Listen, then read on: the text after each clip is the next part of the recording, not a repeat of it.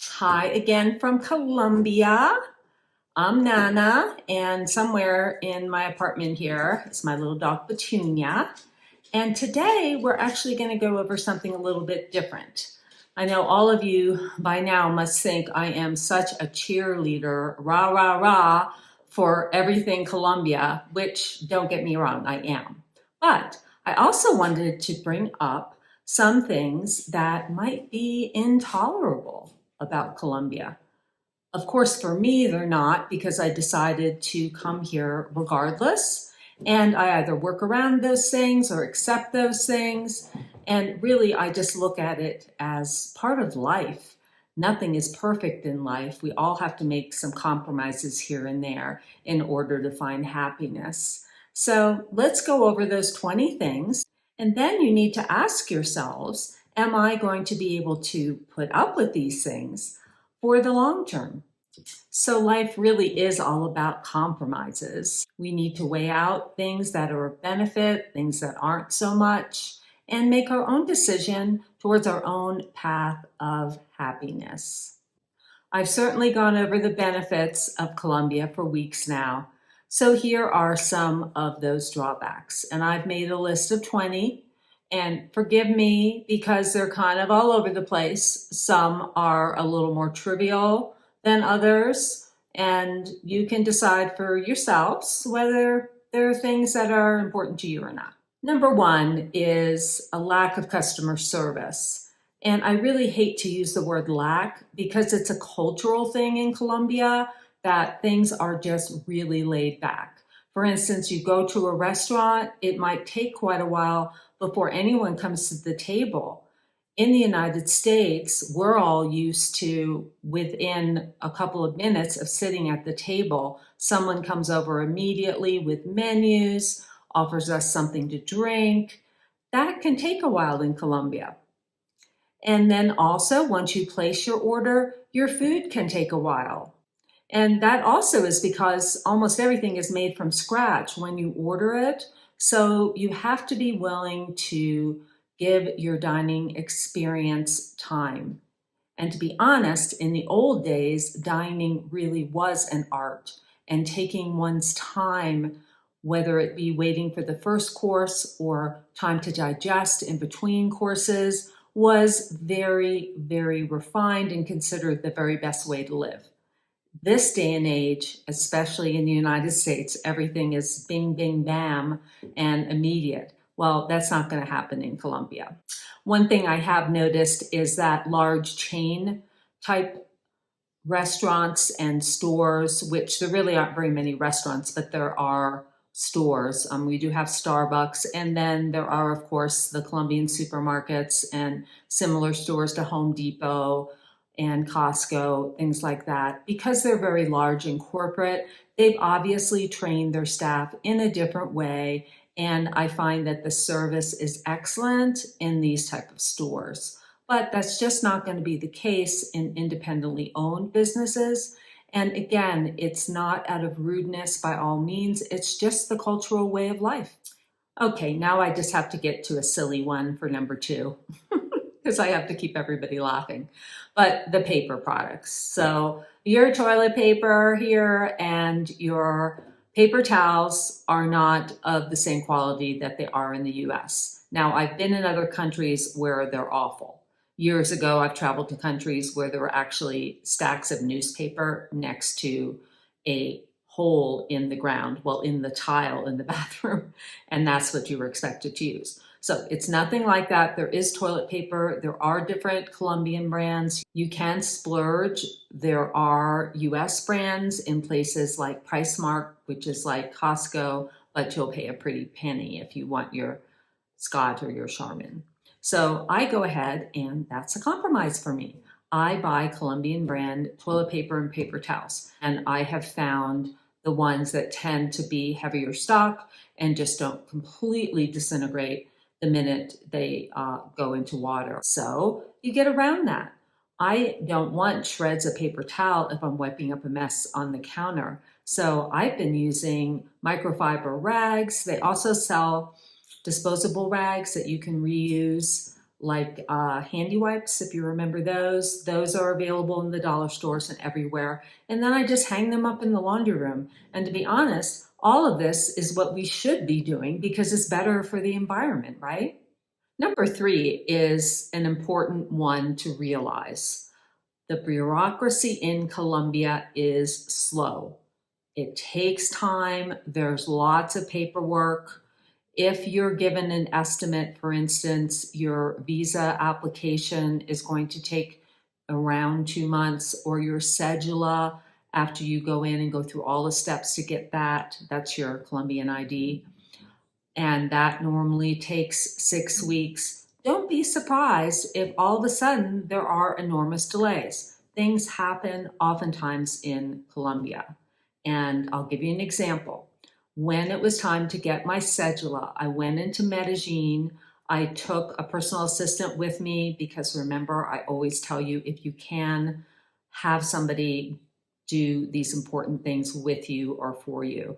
It costs next to nothing to have professional help here if you know the right people, and it's so well worth getting the help. So anyway, Juli and I went to the cedula office, did the preliminary paperwork, and then we had to make a second appointment to go back. Well, what happened between the first appointment and the second appointment was the cedula office in Medellín, the only one in this entire area, and that includes all the small towns around where I live. That's the only one. They changed their computer software. Therefore, their appointment scheduling was not working properly on their website, and they asked that people call in to make their appointments. Well, they gave about an hour window, one day a week, and it just rang busy. So week after week, poor Juli, she was trying for me and other clients of hers, but she's so diligent. She finally got through, and I got my appointment, and I finally got my cedula. So you can't have a strict timeline in Colombia. The minute you get off the plane and you've made that commitment to live here, just relax. Like they say, no problem, right? It's not the end of the world if you don't get things immediately. And there are ways to adapt. In between, I am in another video going to go over the visa process, their various types, and then the process to get a cedula, process to get a bank account in Colombia, and then also a driver's license. So take your time and relax. But if you're the type of person that gets really antsy and irritable and you want everything chop, chop, chop the minute you arrive, it's not going to happen. Number 4, too many holidays. Gosh, we all wish in the US there were too many holidays, right? Well, the Colombians sure have them. In addition to the usual Christmas, Easter. Oh my gosh, I don't know the exact amount, but apparently Colombia has more national holidays than the majority of countries in the entire world. So oftentimes, if it's a Monday, it's a holiday. Sometimes if it's a Friday, Saturday, Sunday, and Monday, it's because it's a national holiday. So keep that in mind. What I did was on my Google Calendar, you can go in and set it for holidays. Yours probably already is. It's a default. You can also add other holidays. So I went into my settings and added Colombian national holidays, and the calendar lit up all the way through the years of all the holidays that were upcoming. Many of them are religious too, which is not the case in the US. So there are many Catholic observances that are considered national holidays in Colombia. And you can do your normal shopping, don't get me wrong. You can go to the grocery store, that type of thing. But generally speaking, the banks are closed, the government offices are closed, many doctors' offices, that type of thing are closed. So keep that in mind. Okay, issue number 5. That's cooking. How could cooking be an issue? Well, for some people, if you're like totally into being a foodie and all of these things, it might be a little hard to get exactly all the ingredients that you're used to for your special recipes. You learn to adapt, and all the great chefs adapt all the time. They don't even have to look at recipes. They just see what's in the refrigerator and cabinet, and bing, bing, bing, they whip up something incredible. Well, that's not me, but anyway. So what you have to keep in mind in cooking are a few things.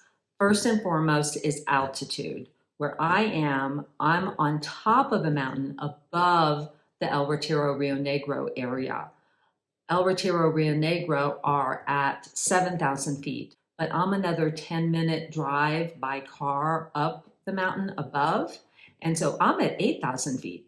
And nobody told me this. I thought there was something wrong with my oven and my stove when I got here. I'll give you an example. I bought boneless chicken breasts and I put some olive oil in the pan, and I was trying over and over and over again to brown them and they wouldn't brown. Well, I'm not going to go into all the cooking techniques, but there is a difference in the oxygen level at high altitude and things don't brown as easily. So there are ways to prep for that. In this case, that's getting your oil so hot that if you were at sea level, the minute you put your meat down, it would turn black.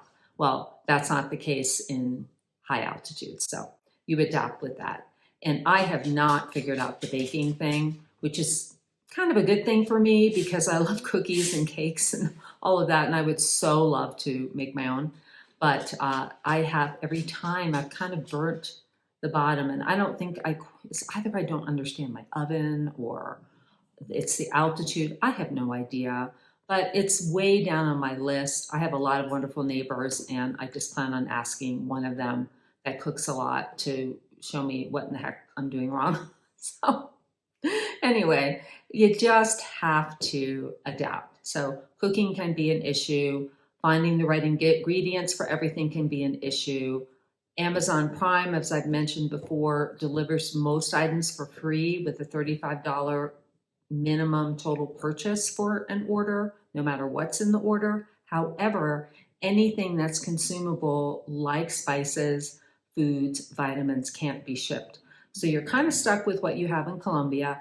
And what I do is when I go back to Florida, which is a few times a year, I bring back some spices, some this, some that. My favorite Swiss chocolate, even though Colombia has chocolate, but I just have certain little things that I like and I want to be able to treat myself too. So I just bring it back with me. Again, we compromise. So what else about foods are different in Colombia? Well, I can tell you that in general, the beef is much more tough than it is in the US, unless you go to a very fine restaurant or to a very fine butcher that will have prime grade, incredibly tender beef. Generally speaking, I don't go to real high-end places, so I just don't order beef because it tends to be a little bit leathery. So I usually order chicken, fish, or pork, or just have a vegan style meal. Another thing to keep in mind regarding Colombian food is something that's often complained about by people that visit the country, and that is that traditional Colombian food is bland to them. Well, that's just the cuisine, and it's shocking to many because if you go to Mexico, for instance, there are all these spices and everything's peppy and zesty and all those things. Colombia's food is just pure food. So there's very little salt. Well, yay, that's healthy. They don't really use pepper. And if there's a seasoning at all on the meat, you can barely detect it, but it's delicious. And I've actually become accustomed to having pure food. I'll give you an example. When I was back in the US for the holidays, every place I went, everything I tasted, I thought it was so salty or just so like just overwhelming flavors, and I couldn't taste the meat or the vegetable or whatever it was. So I had grown accustomed to the simpler style of food here. So I'll give you an example. If you order a plate of food, which would be wonderful grilled chicken, sliced avocado, grilled potatoes or rice, you can ask for salt and pepper if you want to dress it with that. It also comes with a salad on the platter, and the salad will be plain greens with plain tomatoes and some onion, maybe some carrots, and then the avocados are on the platter too. And there's no dressing. So what I've done is, and I'm used to this, I love it because the Colombian greens, the lettuce, the tomato, the onion has so much flavor. I don't really need anything anymore. But don't get me wrong, you can buy salad dressings in the supermarkets and definitely at Price Mart. So you don't have to live without. And at home, I just make my own oil and vinegar and herbs and things like that. I just keep a bottle of it in the refrigerator, and I do prefer that. But I must say that I'm using far less dressing on my salads.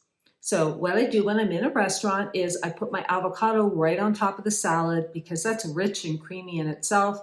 I then squeeze some lime on there, put a little salt and pepper, and it's delicious. And I have that trading off with bites with the chicken and the rice or the potato, and I'm a happy camper. You also can get ethnic food of all sorts in Colombia. I'm in a small town area and there are 2 Italian restaurants, a German restaurant, Japanese sushi, a French crepe restaurant. The list just goes on and on. So if you want variety, it definitely is here too. Okay, so be prepared that there are going to be some things that even though they have a US label on them, they just don't taste the same.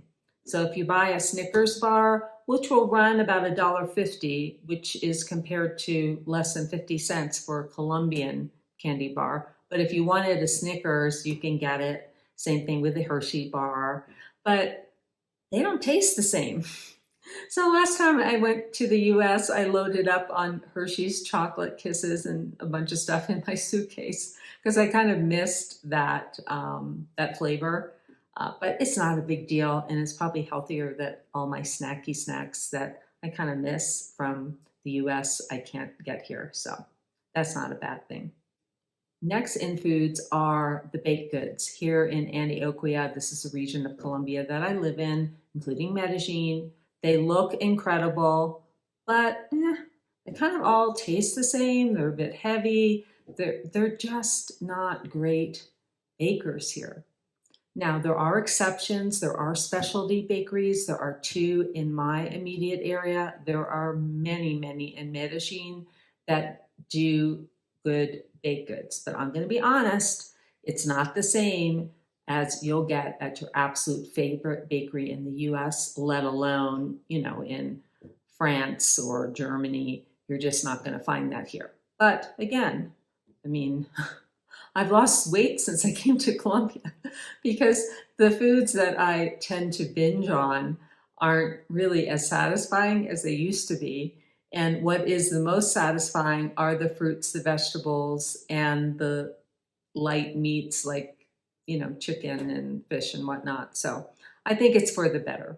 Number 6, would you be able to tolerate this?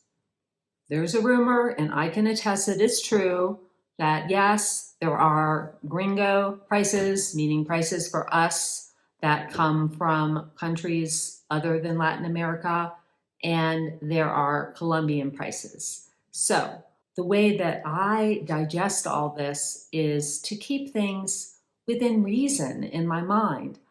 Obviously, if I go to the fruit market and somebody's telling me 6 avocados for $1, and maybe 5 minutes later, they're telling a Colombian customer the same 6 avocados are 75 cents, I don't mind. My US money that I worked hard for all those decades and now collect Social Security, if I can give a quarter extra to a street vendor, that warms my heart. So I don't get into tit for tat for little things. I just don't. Just make sure when you are about to make a major purchase or need a major repair of some type, that you talk to your friends, your neighbors. Hopefully by now in your life in Colombia, you've networked through your local Facebook groups and connected with people. You're able to contact them in text messaging or right in the group itself. So always ask the people that have lived here a long time for suggestions when you need to make a major purchase. And the best ones to ask, to be honest with you, are not your fellow expats. They are the friends that you have made who are Colombian. And as I keep mentioning, I have Huli too, who is my godsend. Thank you, Huli. She knows every single person that does everything so well and so inexpensively in this entire area of Colombia where I live. So I'm really lucky to have her. And by the way, I'm going to be interviewing her in just a couple weeks, and then I'll be posting that video soon after that too. So I know all of you will get a lot of helpful information from her. Number 7 is traffic and Colombian drivers in general. The major roads where I live to get to and from shopping and that sort of thing are 2-lane. They're quite wide on each side, and they also have a double yellow line running down the middle. Now picture this. You are also going up hills, down hills, around tight curves in one direction, then around another curve in the other direction.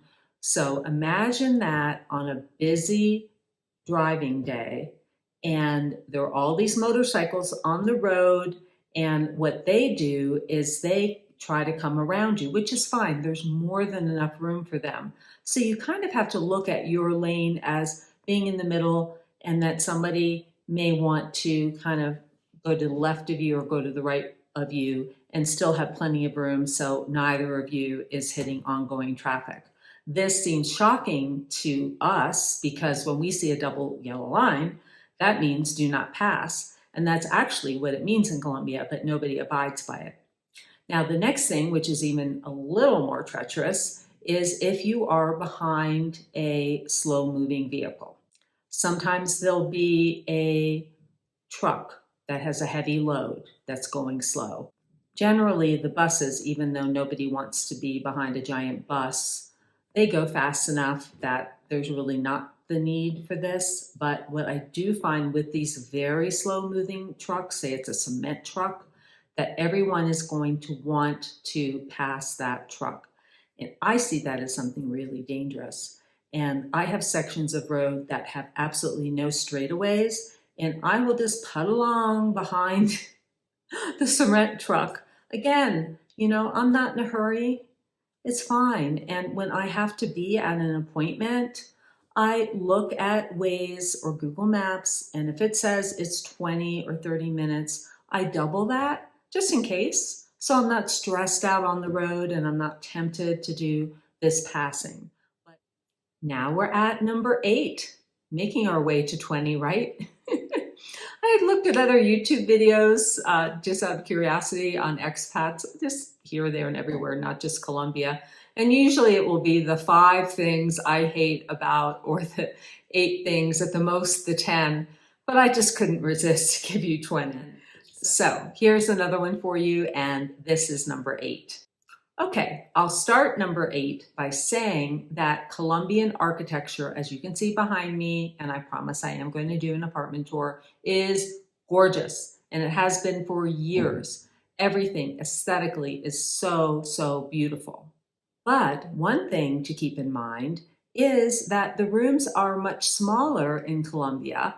The square footage is much smaller in Colombia than it is in the US. Again, I can't stress enough compromise. Look behind me at the view I have. There's the mountains. I don't care that my bedroom is tiny. I didn't care that I had a second bedroom because I knocked the wall out and just made this giant panorama. And this area over here is a dining area, and that was a guest room. But I knocked out the wall and I'm enjoying my view. So it's all about what makes you happy. You have to be honest with yourself. So if you absolutely have to have this massive master bedroom and master bath with everything in it, 2 huge sinks and vanities on either side, a big sunken tub, one of those showers that is enough to fit an entire basketball team with 10 shower heads. If you need all that, well, I'm sure you can find it in Colombia, but it would cost you a pretty penny. But I don't need all of those things, and I am fine with having a smaller space. In fact, I like it. It's easier to maintain. And again, it's all about that view. So I'll give you an example of a typical Colombian bedroom. There is enough room in the master bedroom for a king-size bed and 2 nightstands on either side. And that's about it as far as the width. Now the depth leaves a lot to be desired. What I have at the foot of my bed is actually a console, but it's not deep enough to be a dresser. It just holds some things in it and on it. It looks pretty, and I have a painting over it, or other people might have a TV over it, but there's no room for a dresser. So, you're all saying, how can I live without a dresser? Well, the tradition in Colombia is that in the master bedroom, you have a walk-in closet, and it's built out. You know that company, California Closets, that does all that beautiful shelving work, not out of metal, but all out of wood. And it's just beautiful with drawers and cabinets and area for hanging and area for putting your shoes. That's all standard. I mean, even in inexpensive Colombian properties that are built over the last maybe 10 to 15 years, that's just normal. So that's where Colombians keep their clothes, in a closet. So I kind of like that. It works well. And I don't miss the space in my bedroom. I don't need to have a chaise lounge in there or a sofa and all this other stuff. My condo in Florida was much bigger, and I had all this extra room. I didn't spend time in the bedroom except to sleep. So why did I really need all that space? But one thing I do have in my bedroom is this same view. I have a huge, huge slider that goes all the way up, cathedral ceilings, and a small balcony off the bedroom too. So I'm in heaven there. Number 9. This one might surprise some of you, but it's noise. And I'm not talking about the birds and all the beautiful things in nature that are around, but Colombians are way more noise tolerant. Where I live, in my community, everyone is respectful of one another. No one blasts music really loud. But they do have social gatherings, and usually it's on a Saturday or Sunday. Families are large, so grandmother, grandfather will come, sister, brother, their kids.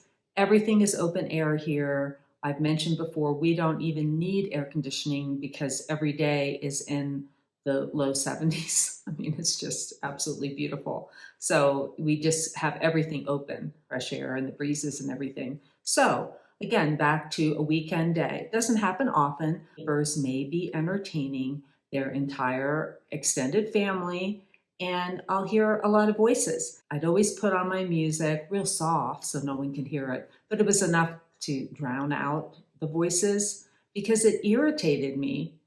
And in the United States, everyone lives so isolated, no one wants to listen to anybody else, like, ever. And that's just not the case in Colombia. We also have these vents that go to the outside that are kind of always open. They're for air circulation. That's traditional here. So I'm up on the 3rd floor on the highest level, so I don't hear this. But people on the lower level might hear someone walking by or something like that. But this doesn't bother people in Colombia. And now I can officially say that I've been here, well, just about a year, and those noises don't bother me anymore. So I don't have to play music. I've just adapted. In fact, I love hearing Colombian Spanish being spoken a little bit here and there in the background. But again, everyone is respectful, but there will be social noise that you'll hear from time to time. And just know it doesn't bother Colombians. But if that sort of thing bothers you, then either don't settle in Colombia or settle in a country environment. Gosh, if I had a lot of money, I'd have one of those fincas. But that means like a big ranch or farm. Oh my gosh, they're gorgeous. Some of these homes, I mean, with swimming pools, and you can't even see your neighbors or anything. Oh, I would love that, but I can't afford that. So I've got my view. I've got a little bit of talky talk now and then that I hear, but it's compromise, right? Now for number 10. That's lines, whether it's a line to get on public transportation, a line to get into an event. Colombians don't mind lines. And actually in Europe, most people don't mind lines. They're used to it. Again, in the US, we're used to fast everything. We even have drive-throughs wherever you go. They have extra staff. What is that at Chick-fil-A? They have somebody out in Florida. Oh my gosh, these poor kids are out there on the pavement in the boiling hot summer sun, taking people's orders, with one of those headpiece microphones, so that that person, instead of getting their food in 5 minutes, gets their food in 3 minutes. So that's not the case in Colombia. So be prepared for that too, that you may just have to wait a while for things in line. You just go with the flow. Now for number 11. As I've explained, there are different levels of elevation where I am. Medellin's in the valley, so it's about 8 or 9 degrees hotter there than where I am at the highest point, which is 8,000 feet. El Retiro, Rio Negro, La Ceja are about 7,000 feet. So they're kind of in between temperature between Medellin and where I'm at. So my typical day is around 72, 73 degrees, maybe 74 if it's sunny all day. But we do have rainy days from now and then. And if the sun doesn't come out at all, because that is what warms things, by the way. The sun at this altitude, oh my gosh, you've seen those videos or done it yourself of people skiing like on a mountaintop in Colorado or wherever, and they're in like bathing suits because the sun's out and it's reflecting on the snow and it's actually warm out. So similar effect here, not that it snows at all, it's not cold, but what I'm trying to say is the coldest day I've ever felt was 62 here, and me being from Florida, that felt pretty cold, but you know what? You wear a jacket. Most days the sun comes out too, so it doesn't drop down that much, but the typical day for me is about 70 degrees. El Retiro, Rio Negro would be 73.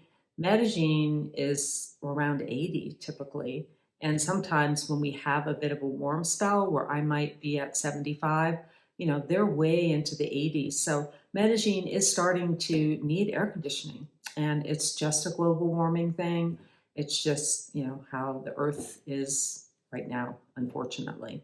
So I kept that in mind too. Listen, I did a lot of research and I knew that things were at quite a rapid rate getting warmer and warmer and warmer. So I knew where I chose was a little on the cool side for me, but I figure I'll be long gone before it ends up being hot here. So what I find the most helpful in the climate where I'm at is before I run out, I dress in layers. I keep a jacket in the car too. So when I'm leaving and I'm in my parking garage, which is below my building, it's pretty chilly if I'm leaving early in the morning because at night it's down in the 50s. So I may have a jacket on, and then under that I might have a long sleeve shirt of some sort, and if I feel really chilly, I might put not a heavy scarf, but a light scarf around my neck. But as soon as I get into town, the scarf's gone, and within usually a half an hour, the jacket's gone too. But I have it with me in the car should I need it later. So just dress in layers and you'll be happy as can be no matter where you go. Number 12, Colombia does not abide by any daylight savings time, which tends to make it a little confusing when you're calling your relatives or they call you or you have an appointment virtually back in the US. You just have to remember that half the year, in fact, it just started again, the spring, whether spring forward, spring forward just happened. So when that happens, that's not the real time, guys.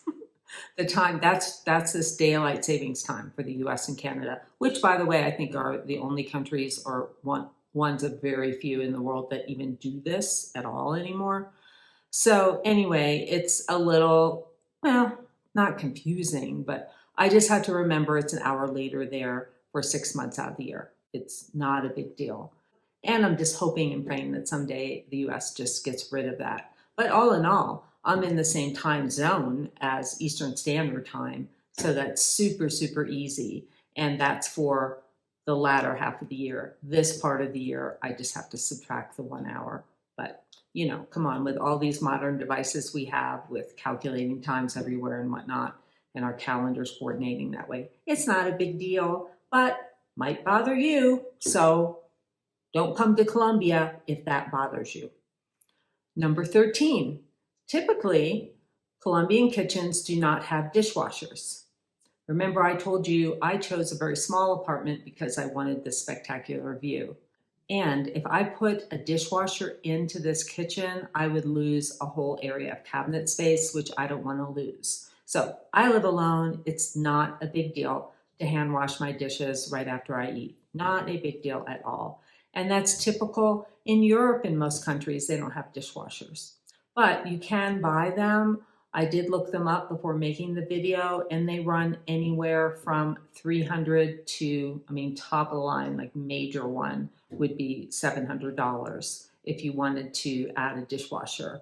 The higher end homes and apartments, some of them will have them, the ones that are especially big and have really big kitchens, but mine doesn't. And again, not a big deal to me.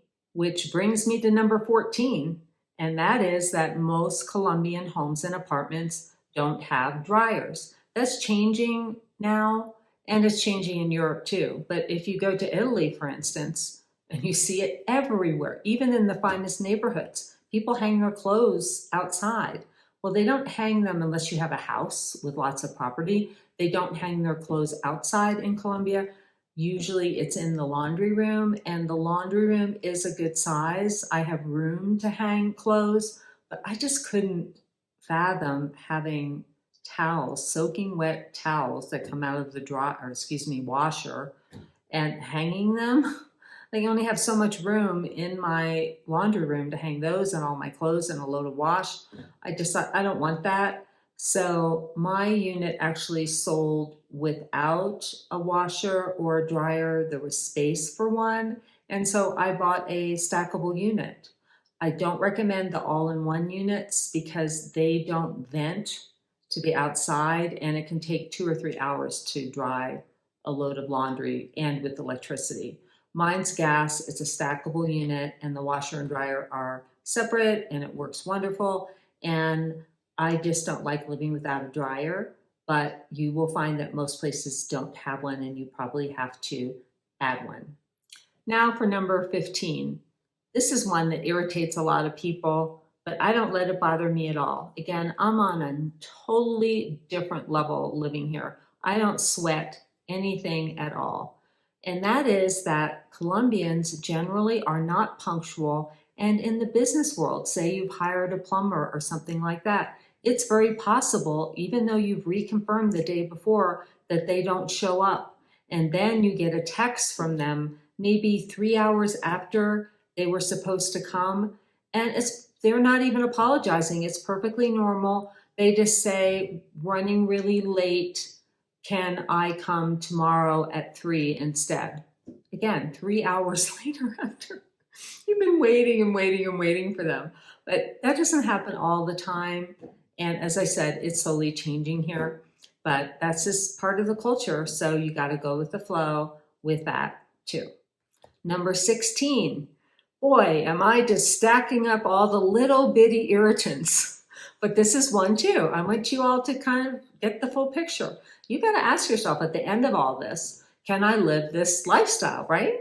So number 16 is that there generally are not refund policies in Colombia.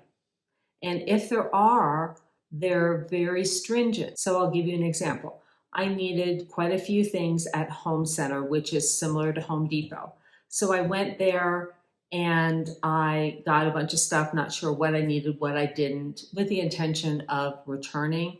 And thank goodness I was smart enough to hold my Google app, my Translate app, up to the receipt because it translates it. So I could read it in English, and I saw the return policy and it was 3 days.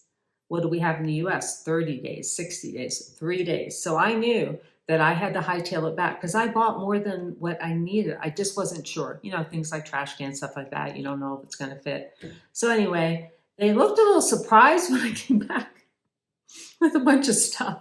I felt kind of bad. And they do have a customer service area and whatnot.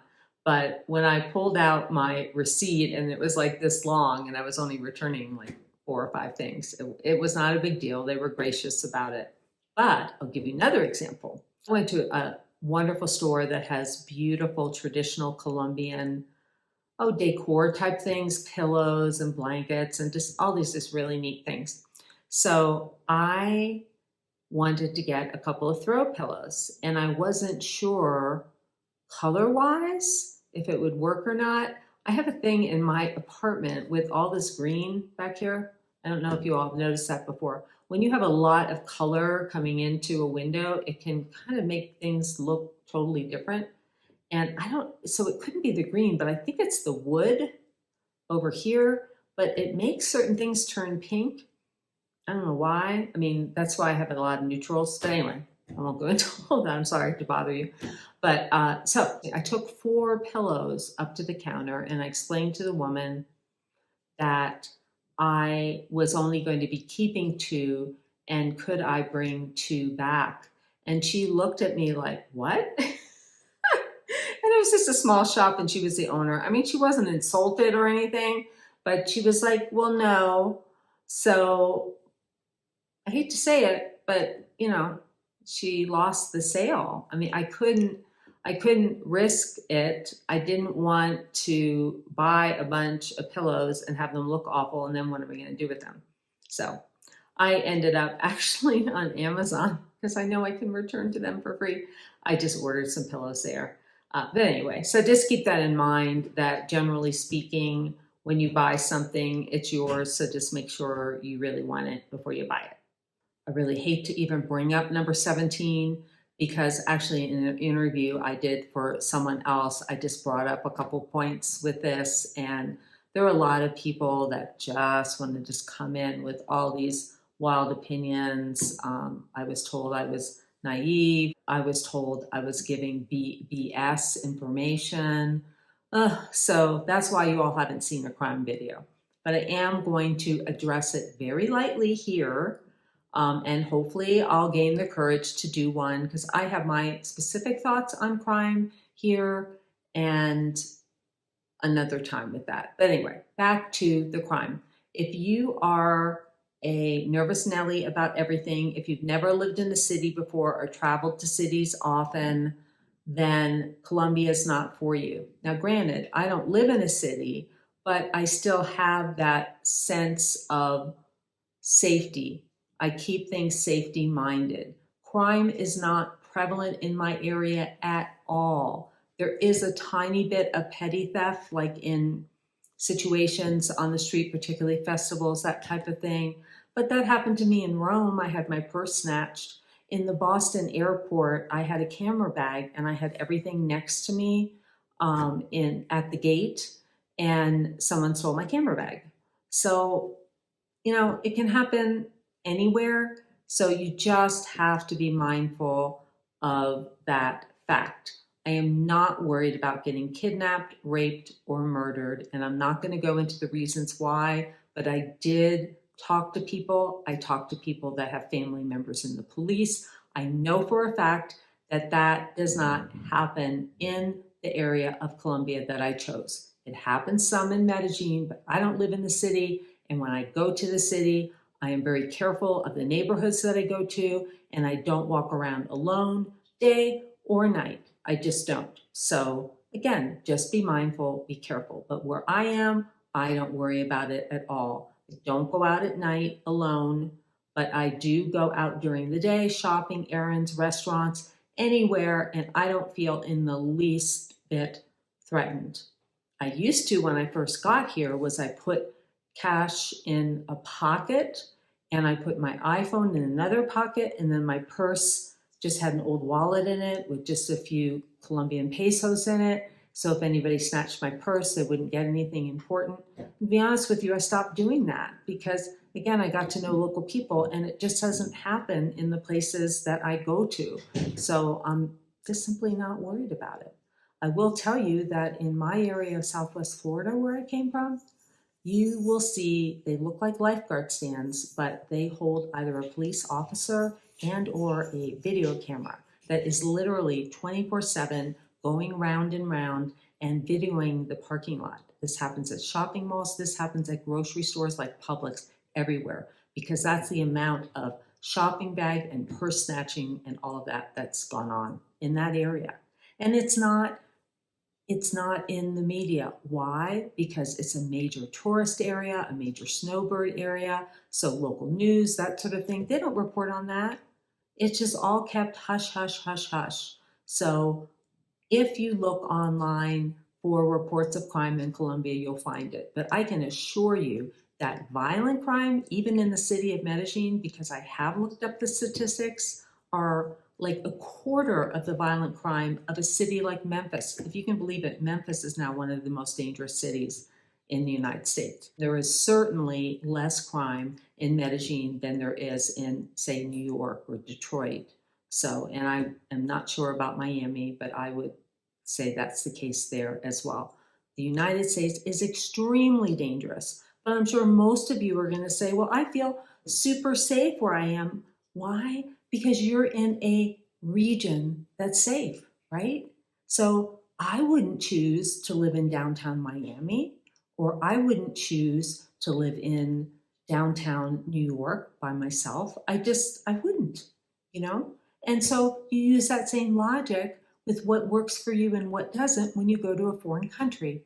It's all just a matter of being aware and choosing to live in an area that's either prone to having issues or not prone.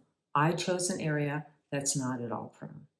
But if crime at all worries you, I would say don't come to Colombia if you think that that's the case. Yes, there's some guerrilla things going on, nowhere near. I mean, we are talking like 2-day drive from where I'm at. I don't worry about any of that where I am. You might though. So ask yourselves, is this going to be an issue for me or not?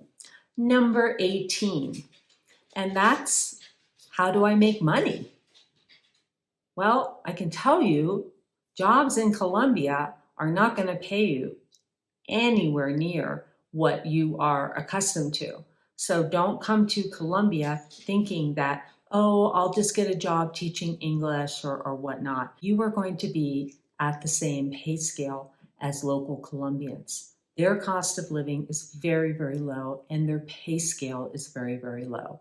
So if you are needing extra income, you have to have a means of doing so. And you should then have some type of digital job, whether it's customer service or sales, something along those lines, for a company outside of Colombia, say for instance in the US, where you could be on a headset on your computer and work a part-time or even full-time job. So those are options there, but don't come to Colombia thinking that there's a job market here. Well, there is, but it's not going to be worthwhile for you. Number 19. Well, in one of my latest videos, I went into great depth on this, so I'm only going to touch on it.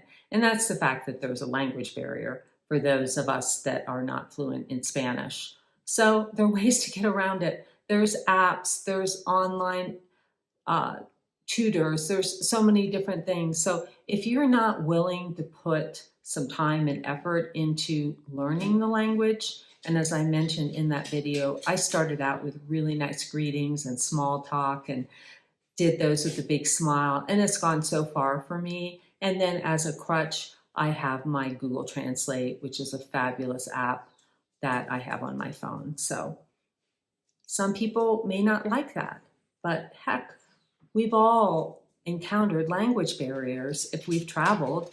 When I was younger and traveled, all we had were, I forget, was it, I can't even remember, no, Berlitz was a language course on record albums. That dates me.